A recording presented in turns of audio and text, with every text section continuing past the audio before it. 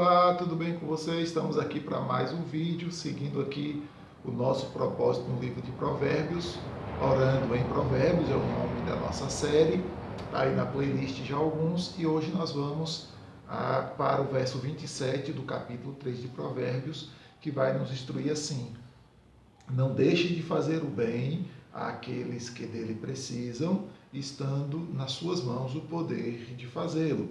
Não deixe de fazer o bem aos que dele precisam, estando nas suas mãos o poder de fazê-lo.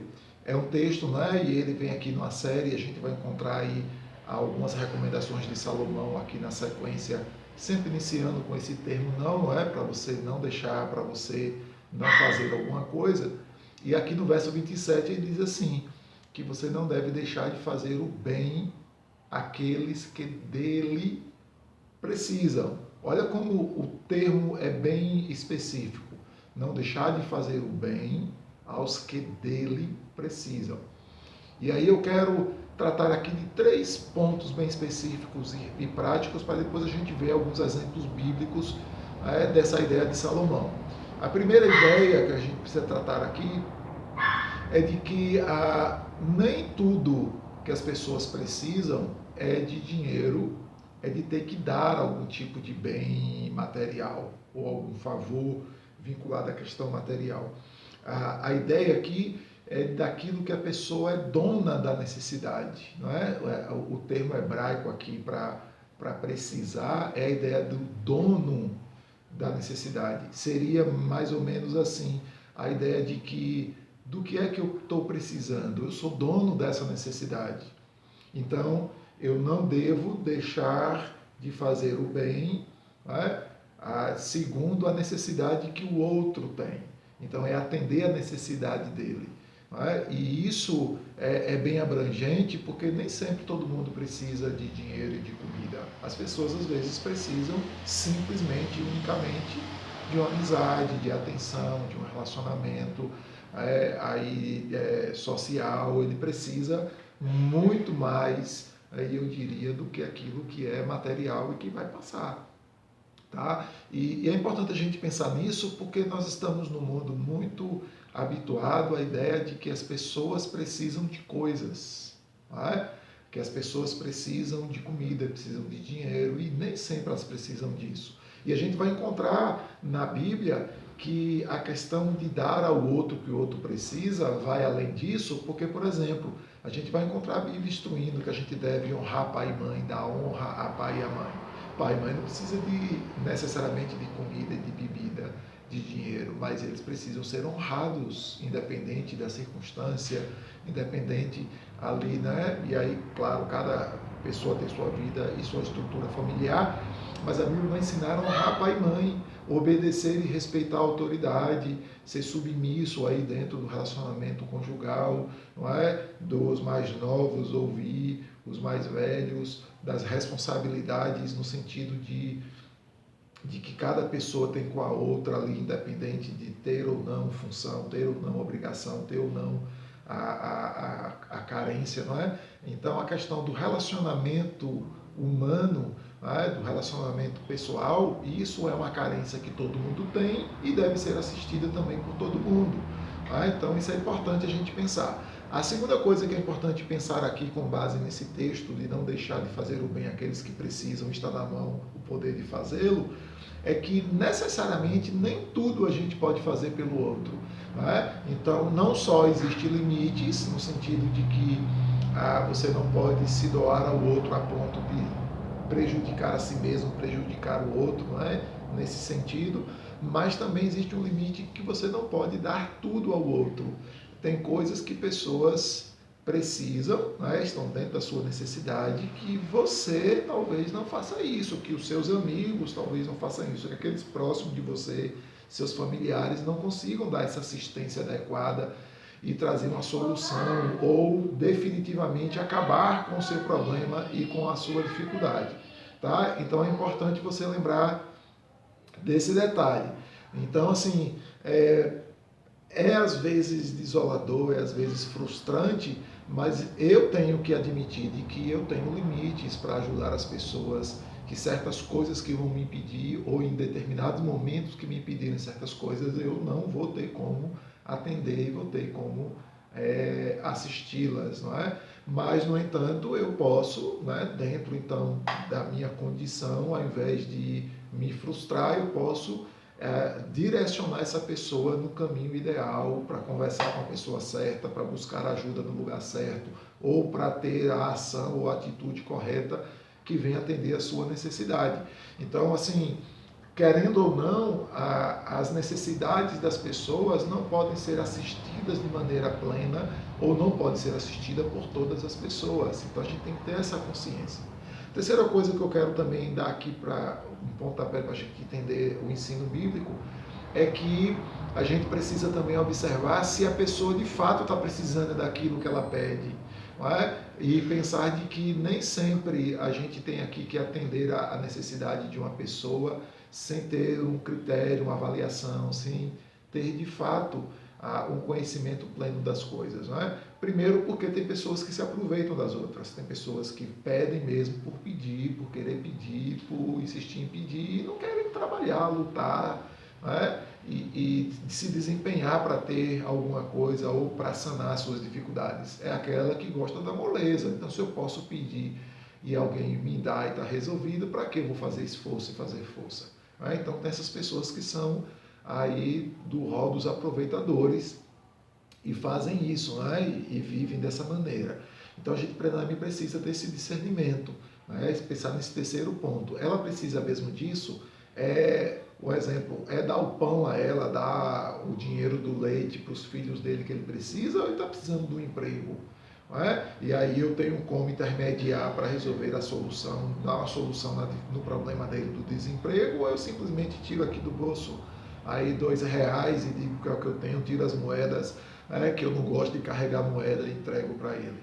A gente precisa também ponderar na ideia de dar assistência ao outro, de ajudar o outro, se ele precisa de fato disso, ou se o que ele está fazendo não é apenas pedindo uma coisa que é superficial, ou se o que ele está fazendo é simplesmente por questão de folga. E tem muita gente assim, e eu conheço pessoas que são assim, folgadas, e se você disser não, você ainda recebe nome e aquela coisa toda. Tá? Mas o texto bíblico, ou os textos bíblicos, vai nos ajudar, e exemplos bíblicos mostrando da importância do atender a necessidade das pessoas. A gente vai ter, por exemplo, no livro de Atos, a gente vai ter a citação de Dorcas, por exemplo, que era uma mulher que tinha habilidade da costura e ela usava essa habilidade para dar assistência àqueles que eram necessitados de roupa. Então ela tanto fazia roupa como ela também costurava, remendava as roupas e dava assistência aos pobres no sentido daqueles que não tinham condição de ter roupa. Então era uma necessidade bem específica. A gente vai encontrar, por exemplo, a igreja primitiva, como a gente costuma chamar, você vai ver muito isso aí nos textos, a igreja no livro de Atos, que elas se reuniam e atendiam necessidade de pessoas, a ponto de as pessoas até vender os seus bens para que isso fosse utilizado ali em favor dos outros. Claro que é uma época diferente de tudo isso, mas fica ali a premissa da ideia do esforço, da labuta e da intenção de ajudar o outro segundo a sua necessidade, e eles faziam essas coisas aí. A gente vai ver Paulo, por exemplo, instruindo aos irmãos em Gálatas, dizendo de que se você vê a pessoa com necessidade, vai lá e ajude ela, especialmente as pessoas da fé. A gente vai ver João ensinando também a igreja, dizendo de que é necessário a gente ter mais amor pela prática do que amor pela boca. Então vai dizer assim, se você vê o seu irmão tendo necessidades e você não ajuda, aí ele vem com a pergunta, onde é que está o amor de Deus em você? Onde é que você pode comprovar, identificar o amor de Deus em você, se você está vendo o outro necessitando de uma ajuda que você pode fazer, como está aqui no texto de Provérbios, está o poder nas suas mãos de fazer e de assistir a sua necessidade, e você simplesmente ignora. Onde é que está o amor de Deus na sua vida nisso? Então diz assim, vamos amar as pessoas não em palavras, amor, I love you, J-Time, vamos amar as pessoas em ação, em obras, fazendo as coisas em favor delas, estendendo a mão e atendendo a necessidade dela. Ele é dono daquela necessidade, o poder está nas suas mãos de executar e atender a sua necessidade. Vamos fazer isso praticando nas mãos. E o maior de todos os exemplos está o nosso Senhor Jesus Cristo. A gente vai encontrar nas suas histórias, né, nos relatos do Novo Testamento a respeito dele, dizendo de que ele se compadeceu de doentes, se compadeceu de multidão, né? Tem até uma expressão muito usada dizendo assim, e ele olhou para aquela multidão, teve compaixão daquela multidão como ovelhas que não tinham pastor, dizendo de que Jesus estava olhando para aquelas pessoas assim, coitada delas, né? Tendo compaixão, sentindo ali a dor daquelas pessoas, porque estavam como pessoas abandonadas, sem o cuidado adequado, sem o cuidado necessário.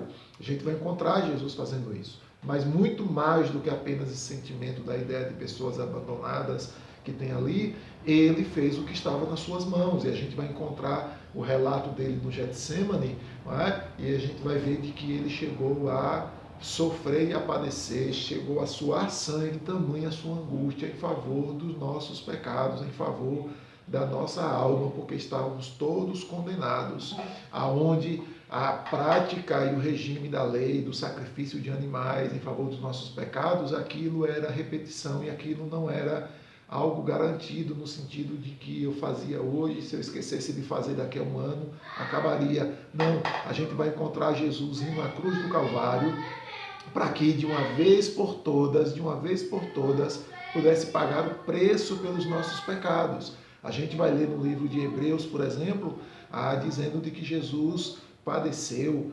A gente vai ver Isaías 700 anos antes da chegada do Messias, do nascimento do Messias, dizer de que ele iria como ovelha muda ao matadouro pelas nossas transgressões.